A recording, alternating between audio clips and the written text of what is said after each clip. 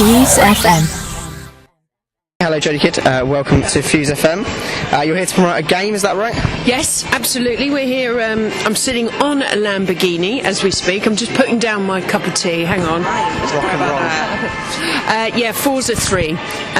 It's a brilliant new game on the Xbox, and we're doing a little road trip around England to get awareness and to launch the game. I'm very lucky to have played the game a few times before its launch, which is later on in the week and or next week, and it's brilliant. It's fantastic. For any of you kind of petrol heads out there, it's a lot of fun. It's also very good because I had a friend at home when I first got the game, and she's never played Xbox before, and she immediately got onto it and loved it. So actually, it's for someone that I love games and I love fast cars and I'm used to playing kind of driving games. You know, I loved it, but also someone that's never picked up a game before in her life loved it as well. So it's great. It's amazing. It's really incredibly realistic, and yeah, can't wait for everyone to have a go. You've driven around the Top Gear test track. You did very well. How's the game compared to real life driving around? Well, that was the first time I had ever driven round a racetrack in my life, so I was terrified. Well, I was kind of like, I wasn't as terrified as kind of like I thought I was, because it's all kind of so new and the adrenaline is pumping through your system, and you don't know exactly. You just kind of go, oh, and then you realise how scary it is. But I just completely fell in love with it, and then started a little kind of racing career. Yeah, just a little one. How is that going? It's going well. Actually, we've because I race solely for Maserati, and Maserati have been changing their race car, which was it's called the Maserati Trofeo, and it was the chassis of the Grand Sport. And they've just recently, I don't know if you know, they bought out a new car called the Gran Turismo, and so they've been turning all their race cars chassis from the Grand Sport to Gran Turismo. So we haven't done it for about a year and a half, but we start again next year. So really, really excited. And it's it's a European series, so you get to race amazing tracks like Imola and Monza and the Nürburgring, and you know, so it's the proper brilliant track. So it's a lot of fun. Sure. When's your next race then? Well, my first race will probably be next, let me see, May.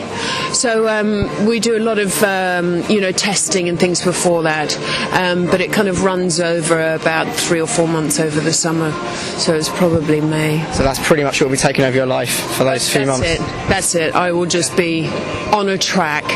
And practicing on the Xbox game, obviously. I'm practicing, exactly. That's a great thing, is you can get to go on these great tracks that I'll be racing around for real. But actually, they're so real when you play the Xbox on Forza 3. It's incredible. Sure. Yeah. You got a question? Yeah, I was going to ask. I mean, we're students at Manchester Uni, and we know you're doing you have an international lifestyle, and you're taking this tour around the country. But have you gone out in Manchester at all? Like, do you know anything about the place, or not a huge amount? I mean, last time I was up here, I was doing the Strictly Come Dancing tour, so that was great fun, and we played. Was it in the Metro?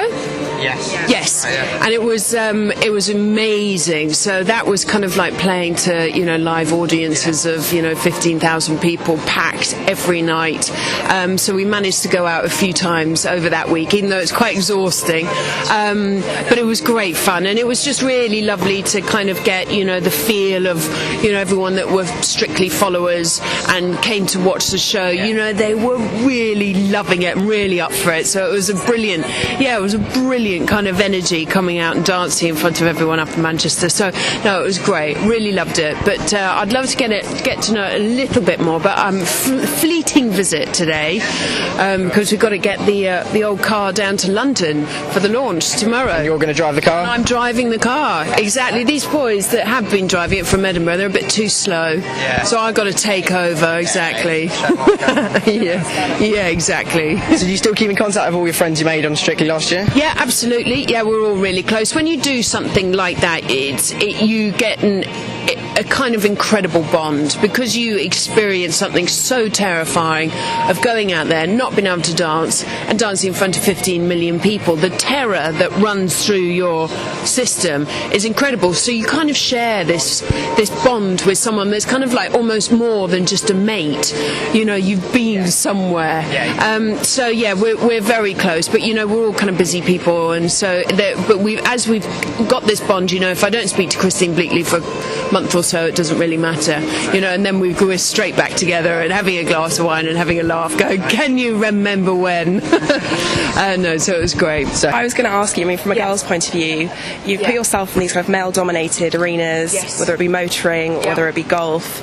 Do you go out of your way to put yourself in that situation, or do you think it's been quite natural? No, I think because I'm the youngest of 5, and we're all kind of quite competitive as a family, and we've always done quite, you know, outdoor kind of go-getting, you know, whether we're riding horses or we're doing something like that. And I've, you know, always had older brothers, and I've always had to keep up with them. So naturally I was, you know, kind of that way inclined, exactly. So it's not that I sat there and went, I want to go out there and be a woman and do these male-dominated things and do really well. It was just, I love racing cars. I love, you know, playing golf. I love doing all these things, and it just so happens that I may be the only woman in the team, which is fantastic. You know, it's great that I can actually stand up and go, oh, I can give you a run for your money, which is, you know, it's great for us girlies, and but it's totally non-intentional. It's just the way everything's kind of, my life has planned it out. Yeah. Brilliant. That's exciting. Yeah, I was also going to ask about, I remember reading a Guardian article, and you said that Karl Lagerfeld had a big influence on you. Well, I worked a lot with Karl Lagerfeld and Chanel, and he put me on exclusivity for a very long time, so I only worked with him. And when I was working with Karl, he was running after, he was designing for 5 of the biggest fashion houses in the world, which was Fendi, Chloe, his own line, Karl Lagerfeld, Chanel, and I'm sure there's another one, I've forgotten it right now. And, you know, to be doing, you know, those 2 lots of pret-a-porter, then to be doing couture, to each show that he was doing, he had, you know, over 100 designs, and they were so individually different and creative, and he was doing this for year after year after year. I mean, to watch this man work was, you know, it was amazing, and I will always just go, that man is a genius. I mean, he really is a genius. He just used to sit there and just design, and used to just sit and while you were working or and just watch. And it was, I think, I'm, you know, seriously privileged in seeing, you know, a genius at work. Do you have any intentions to go on Top Gear again and improve on your time? I embarrassed Jezza so much. He won't let me back on. He was like, no, can't deal with birds going faster than me, so no. No, I did his DVD last year called Thriller, which was very funny, where we ended up chasing each other around a disused kind of power plant in a Mini and a Fiat 500, and it was hysterical, and ended up crashing, both of them. So he's a really good friend of mine, so maybe I'll come back, but I'm just biding my time. But I'm a bit worried about going back now. Now I've got my kind of racing credentials. Don't want to do worse than you did last time. Can you imagine? So I'm a little bit wary. Can you imagine the headlines? Can you imagine? I come last or something, or crash, and they go, she's supposed to be a driver. So yeah, I'm a bit worried about that one. And Ellen MacArthur eventually beat you. How do you feel? Deep down, how do you feel about that? I'm hurt. Yeah, I'm hurt. No, but she was like, she's serious. She sat down. The first thing she said was, "How much fuel is in the tank? How much?" So, ooh, I mean, I didn't even know things like that. I was like, whoa. Yeah. So she's. I mean, I've been lucky enough, and I did a thing in the Isle of Wight with her, and I got to sail with her, and she is phenomenal. I think of anyone in the world to beat me, if it was like Katie Price or something, I think I would be seriously upset. But I think if anyone can beat me, Ellen MacArthur, I'll live for that. I'll live for that. I'm really impressed. Very impressive. But she's so competitive. Yeah. Oh my goodness, she's unbelievable. Amazing woman, and you know, to beat by her, I can deal with that one. Yeah, just her though. No one else. Okay, cool. So just remind us when the game's coming out and all the details. The game is coming out exactly. The launch date of the game is. Hang on, just funny at the end because 23rd. Oh, you got the press. Well done. So it's the 23rd. Yeah. So enjoy it. It's going to be wicked, and I love it. So I'm sure everyone else will. Well, thank you very much. Great. No questions? Thank you. Thank you very much. Nice to speak to you. FuseFM.co.uk